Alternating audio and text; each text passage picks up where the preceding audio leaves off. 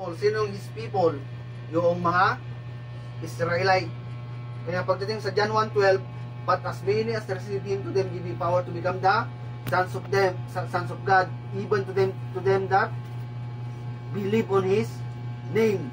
Pero pagdating sa verse 13, anong sabi ng Bible? And his own receive him not. So hindi nila tinanggap.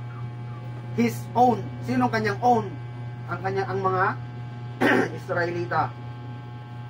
Pagdating sa verse 23, ano ang ipinangalan sa kanya? Emmanuel. Anong ibig sabihin ng Emmanuel? God with us. So ang Diyos ay sumasa atin, sabi ng salita ng Panginoon. So nangangahulugan na ang Diyos ay nagkatawang tao. So Diyos siya, pero nagkatawang tao siya. Kaya nga, God with us, sabi ng Bible, God manifest in the flesh.